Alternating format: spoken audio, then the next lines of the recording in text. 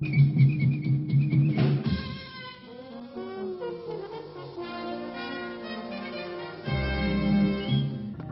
Nixon vit ses premières heures de retraite dans sa maison de Californie après avoir reçu l'hommage de quelques milliers de supporters après son départ de la Maison-Blanche.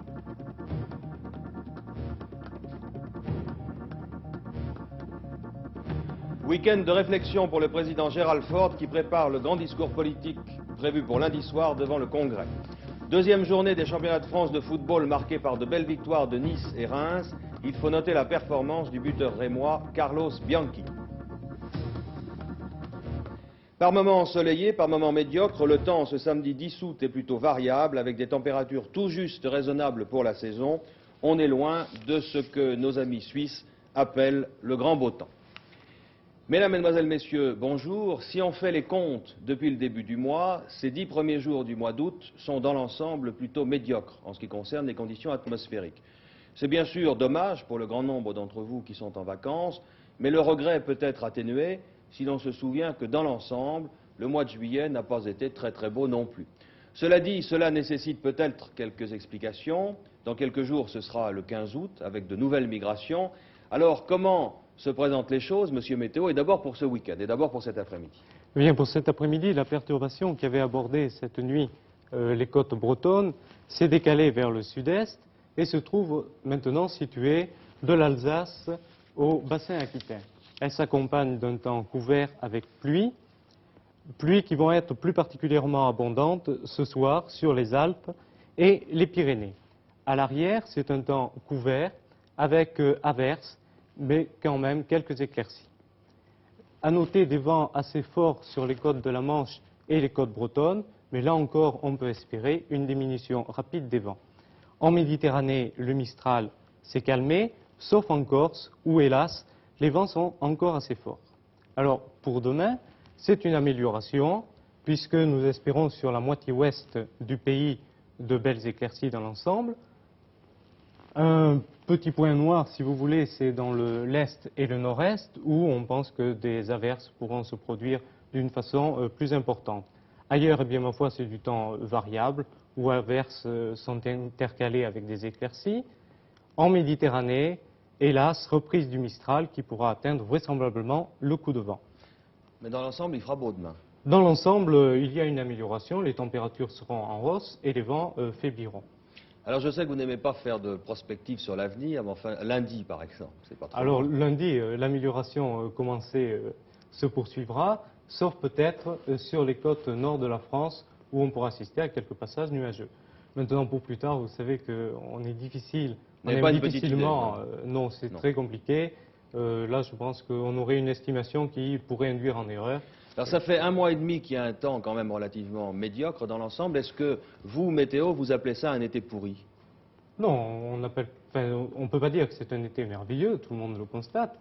Mais enfin, on a un courant d'ouest, si vous voulez, qui est établi et bien établi sur l'Atlantique, qui nous amène des perturbations qui se succèdent à un rythme assez fort et qui nous donne un temps relativement pourri, comme on dit, sur la majorité du pays. Mais enfin, on est en amélioration en ce moment. C'est une bonne chose, merci. C'est mardi prochain, compte tenu du décalage horaire, que l'on connaîtra dans le détail quelles sont les impulsions principales que le nouveau président Gerald Ford entend donner à la politique américaine. C'est en effet lundi soir à Washington que se réuniront les 2 chambres du Congrès américain à l'initiative du nouveau président. C'est sans doute également dans le courant de la semaine prochaine que l'on connaîtra le nom du nouveau vice-président des États-Unis. On parle beaucoup pour occuper ce poste de M. Nelson Rockefeller, l'ancien gouverneur de l'État de New York. En matière de politique étrangère, le président Ford et M. Henry Kissinger ont tenu à faire clairement savoir, et dans les meilleurs délais, que les grandes options définies par l'ancien président Nixon seront maintenues. Gerald Ford a pris un bon départ, estiment les experts politiques américains. Sa présence à la Maison-Blanche depuis moins de 24 heures a déjà bien assaini le climat de la capitale des États-Unis. Et le nouveau président, ainsi que le secrétaire d'État Kissinger, ont reçu la nuit dernière les ambassadeurs de 57 pays, et notamment ceux de l'Alliance Atlantique, avec lesquels ils se sont longuement entretenus des problèmes internationaux. rien ne sera changé dans la politique extérieure des États-Unis. Tel était le leitmotiv de Ford et de Kissinger, qu'il s'agisse du Proche-Orient, de la Chine ou de l'URSS. Ford poursuivra la politique globale de détente et de rapprochement de son prédécesseur, et le maintien de Kissinger au département d'État est bien accueilli dans tous les pays, à Moscou comme à Pékin. Henry Kissinger aura évidemment une position dominante dans le nouveau gouvernement américain. Le seul point de friction ou de désaccord entre Ford et Kissinger portera peut-être sur l'importance du budget militaire.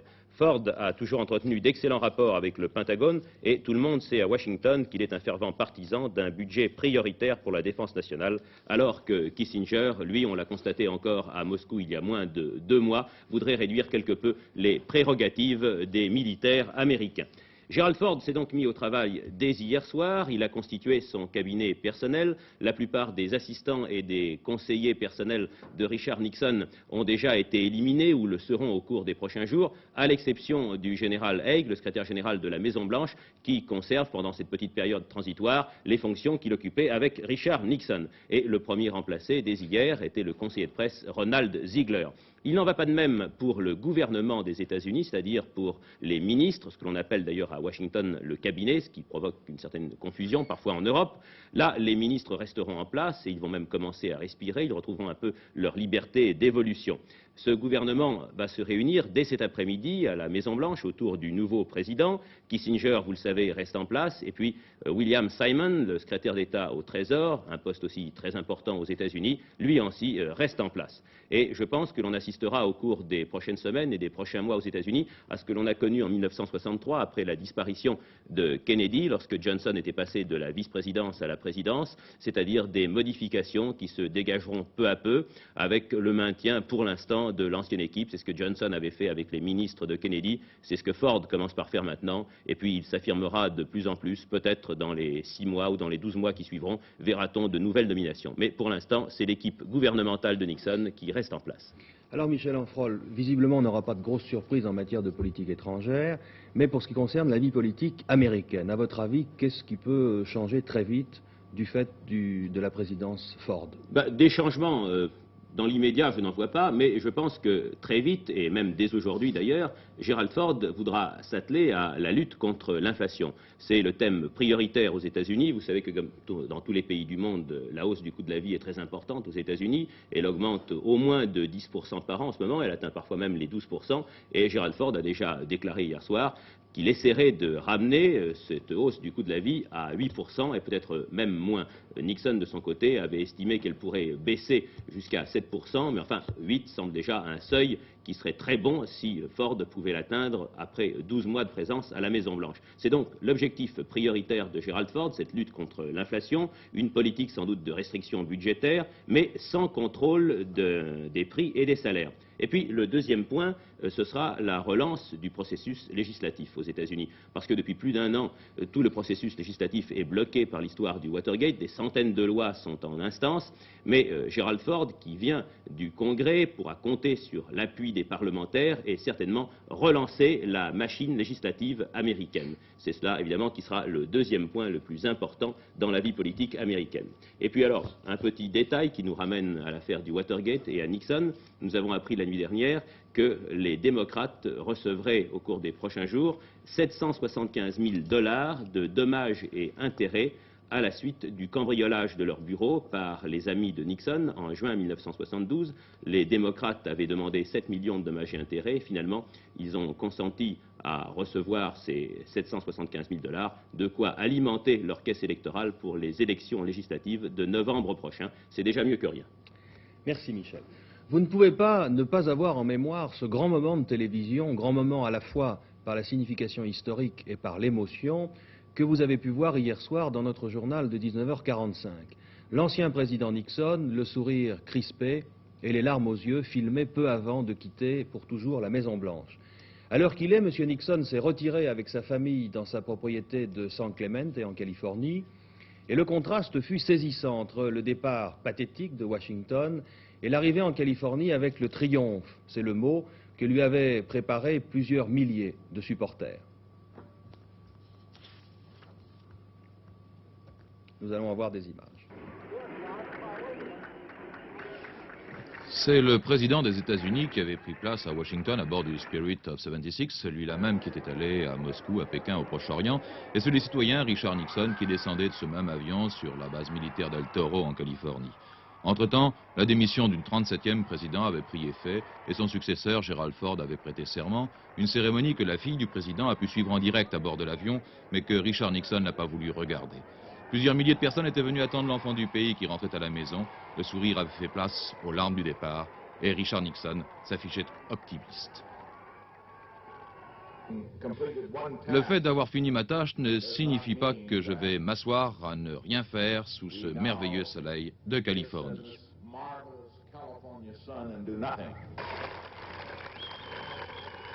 Un hélicoptère des Marines emmenait alors l'ex-président vers sa maison, celle que l'on surnommait la Maison Blanche de l'Ouest, et qui s'appelle réellement la Casa Pacifica, la Maison du Pacifique, ou même si l'on veut, la Maison de la paix pour laquelle a œuvré Richard Nixon durant son mandat, la paix qui est maintenant rendue à la vie politique américaine, mais la paix que Nixon devra conquérir pour lui-même, car cette maison fait partie des griefs qui lui sont reprochés, spéculation sur les terrains, aménagement auprès des contribuables, impôts locaux non payés, entre autres. La lutte de Richard Nixon n'est pas fini.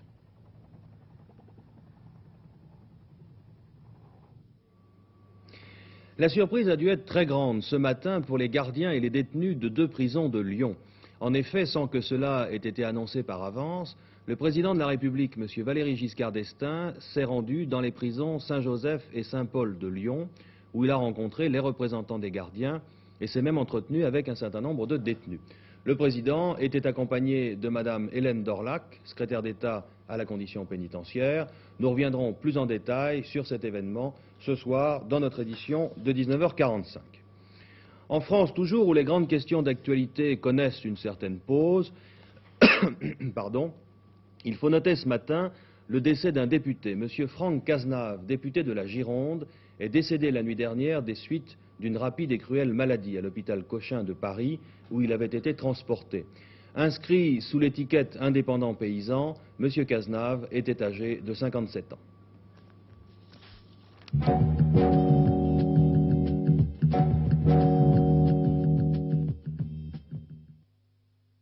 De cette deuxième journée du championnat de France de football, en dehors bien sûr de l'exploit du Rémois Bianchi, 6 buts contre Paris Saint-Germain, il faut noter que Nice et Reims décrochent les premiers bonus, un bonus qui permet à Nice de prendre la tête du championnat. La victoire de Lyon à Angers, que Saint-Étienne est toujours en rodage, les deuxièmes défaites de Nantes et d'Angers, et qu'en dépit de ses vedettes, Marseille est tombé devant Lille. Deuxième match et deuxième victoire pour les Niçois qui décidément sont très en forme en ce début de championnat. Et hier soir, les Rennais, en maillot sombre, en ont fait les frais. Dès la 30e minute, vous venez de le voir, un but de Sanchez. 2 minutes plus tard, le Yougoslave Musemic marque après un relais de Molitor. 2-0, ce sera d'ailleurs le score à la mi-temps. Vous allez voir ce but.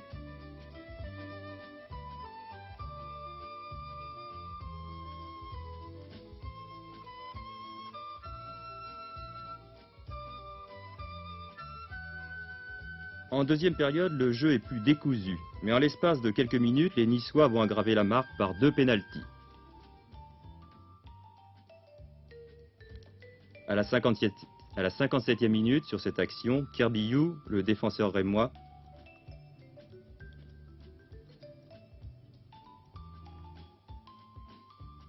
Hugues vient de transformer le pénalty 3-0. 8 minutes plus tard, Daniel Bernard, le gardien de but, Rennais ne s'embarrasse pas et fauche littéralement Montiagnoli qui allait marquer. Nouveau pénalty que Musemic va se charger de concrétiser en but.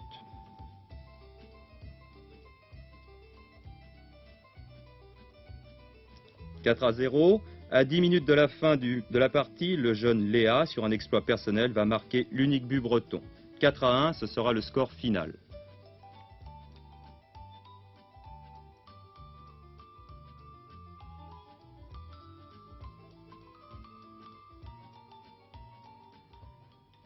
Tout avait bien pourtant commencé pour les Parisiens hier soir face aux Rémois en culotte blanche. Dès la 16e minute, en effet, Mpelé, d'un tir de 20 mètres, trompe Aubourg. Mais 8 minutes plus tard, le festival Bianchi va commencer. Amorti de la poitrine, Planchard sort de ses buts et Bianchi marque de 30 mètres.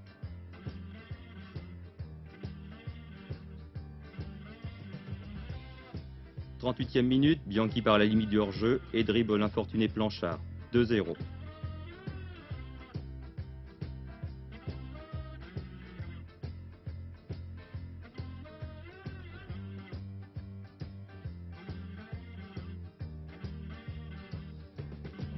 Dès la reprise, sur un centre de Jodard, Bianchi reprend et marque. Quelques réactions des Parisiens qui vont inquiéter Aubourg. Richard est ensuite abattu dans la surface de réparation. Coup franc tiré en force par Bianchi. 4-1. La même action au ralenti.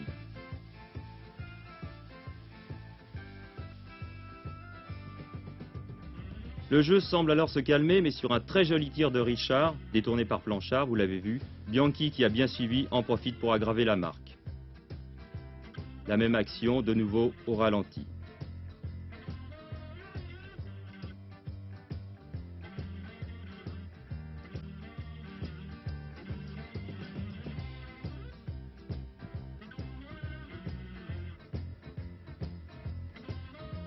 Quatre minutes plus tard, une longue transversale de Krozik, Bianchi reprend et lobe Planchard. 6-1. Ce sera d'ailleurs le score final. Et bien sûr, Carlos Bianchi était très heureux. C'est pas normal, je crois, non? Un match que nous gagnons 6-1. J'ai la chance de marquer les 6 buts de l'équipe. Je crois que c'est pas normal. Ça a été un peu de chance ou beaucoup de réussite? Bon, c'est un peu de tout, je crois. Qu'est-ce que vous pensez de la défense de Paris ce soir? Est-ce qu'elle vous a paru un peu faible ou au contraire assez résistante? Bon, tout le monde parle de la défense en ligne de Paris Saint-Germain, mais je crois que si je jouais bien contre Sochaux, je jouais bien contre Marseille, qui a gagné 4 ans, aujourd'hui, il manquait un peu de chance. Vous avez donc pris une bonne option pour le titre de meilleur buteur pour cette saison 74-75? Oui, je crois que je commençais bien, j'espère continuer comme ça. Vous n'avez pas peur, en marquant beaucoup de buts comme ça en début de saison, d'être très marqué dans les prochains matchs? C'est-à-dire avoir beaucoup de défenseurs sur vous? Je crois que le numéro 9, toujours 1, 2 joueurs avec lui. Alors combien de buts pour cette saison, Carlos Bianchi? Je sais pas, j'ai jamais dit ça.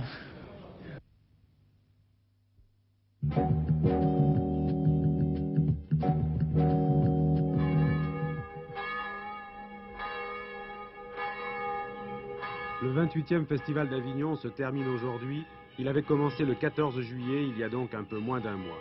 D'ores et déjà, on sait que ce 28e festival aura battu tous les records de fréquentation depuis sa création par Jean Vilar en 1946. D'année en année, le public vient plus nombreux des 4 coins du monde et au festival officiel est venu se greffer un off festival composé par de jeunes troupes venues de Paris et de province. Mais c'est dans la cour d'honneur que se célèbrent les rites.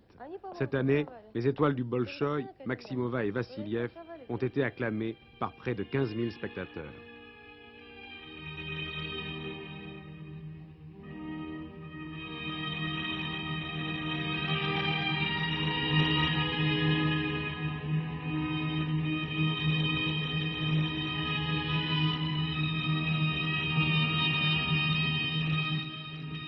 Si Maximova et Vassiliev remportaient un succès sans précédent, il n'en a pas été de même pour les 60 spectacles du festival officiel.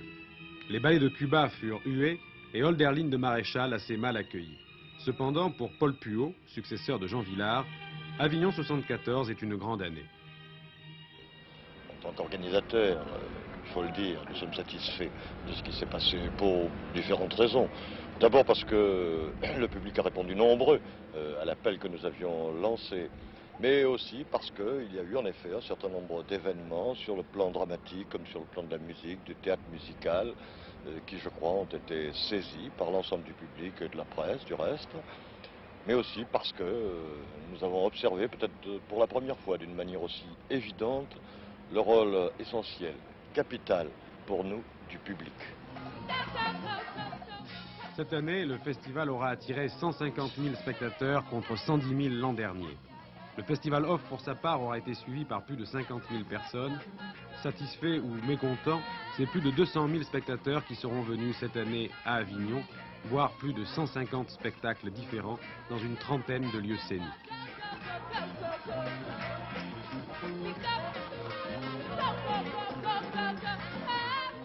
La grande vedette de ce 28e Festival d'Avignon aura été le public, qui, plus jeune et plus dynamique que jamais, fait l'admiration des organisateurs et des créateurs, comme Jean-Pierre Bisson, auteur de César et 1950.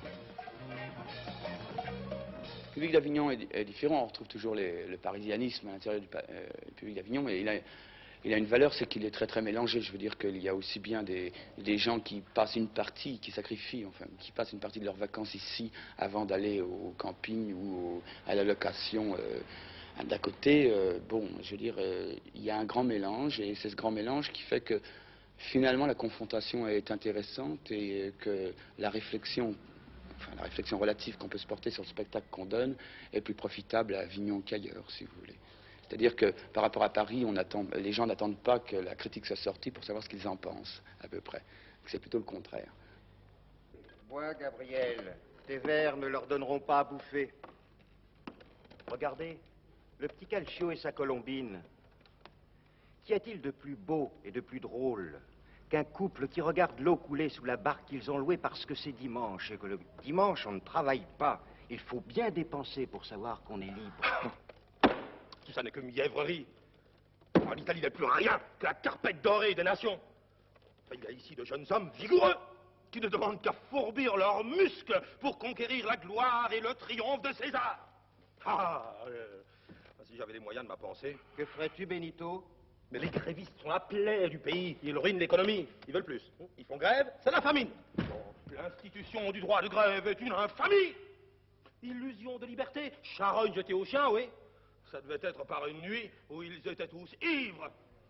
Du cloître des Carmes au théâtre des Carmes, quelques mètres seulement, pour passer dans l'Off Festival permanent, avec André Benedetto, enfant du festival qui vit toute l'année à Avignon. Nous avons vu d'année en année le festival se modifier dans ses modalités, la manière dont il se développe. Il a d'abord pris de plus en plus d'importance, et puis on l'a vu perdre son axe de réflexion principal pour devenir un éclatement à travers toute la ville, jusqu'à devenir aujourd'hui une espèce d'immense marché où il y a chaque jour plus de 50 spectacles, je crois, qui sont donnés.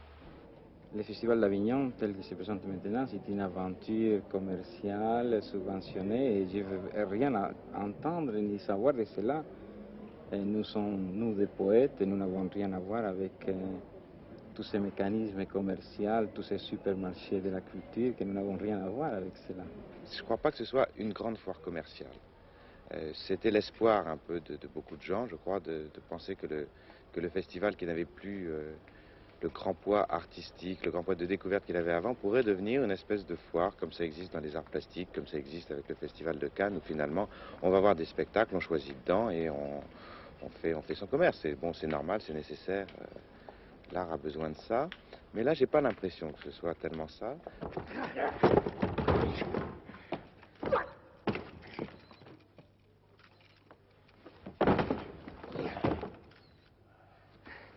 Ni supermarché de la culture, ni foire commerciale, Avignon, sous des aspects de grande kermesse, permet aux créateurs de se confronter avec un public nombreux.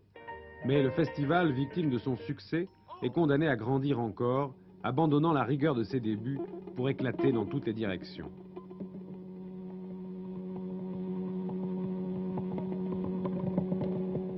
Jean-Claude Drouot jouait Fracasse dans la cour d'honneur, la troupe tchèque de Sladek, marionnettes et pantomimes à l'opéra, Ubu au Célestin, César et au Carme, la vie du festivalier n'est pas simple. Il faut planifier, organiser son emploi du temps, voir ce qui est à voir et ne pas se sentir frustré. Savoir choisir, là est le problème.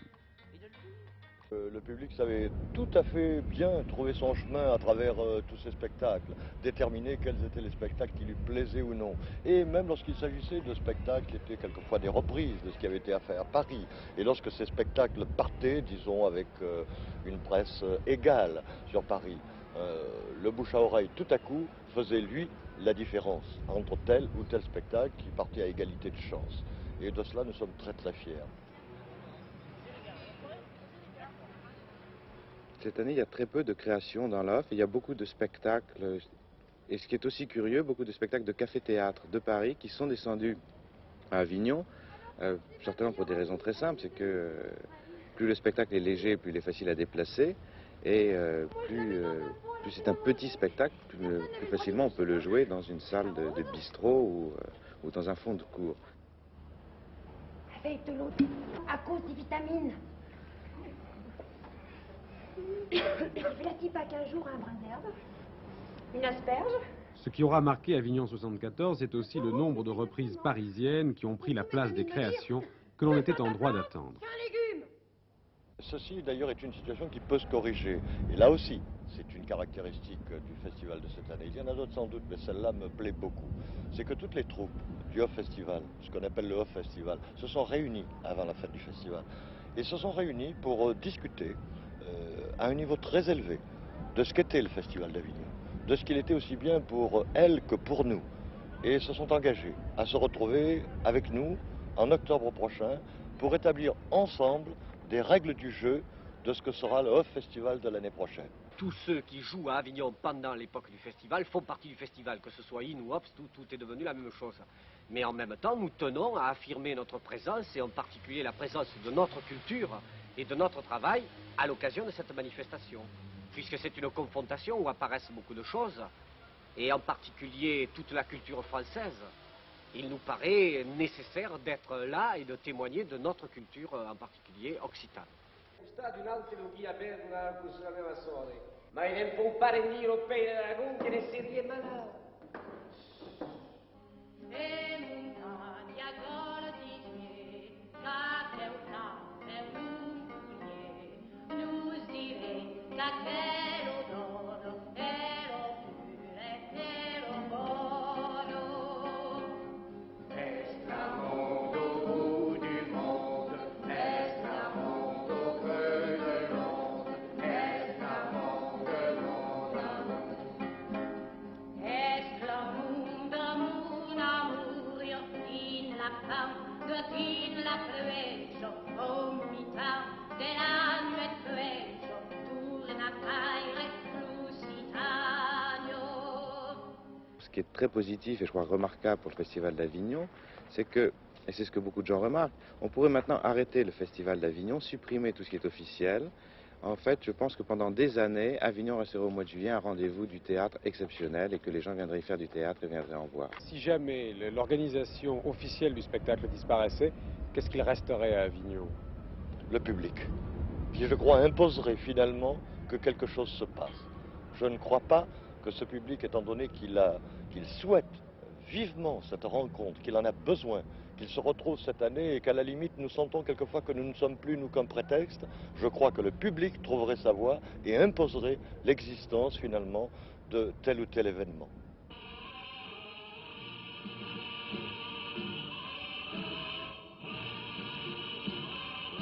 Avignon 1974 se termine et pourtant, il n'y aura pas eu de véritable événement pendant ce festival.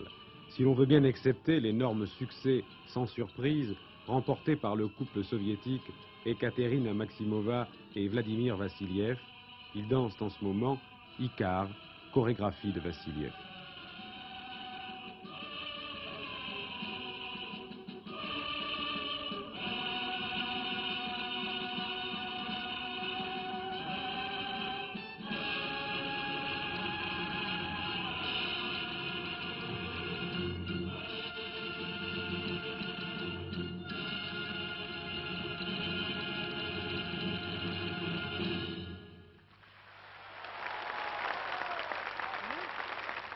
Le 28e festival prend fin sous les applaudissements et déjà, on pense à ce que pourra être Avignon 1975.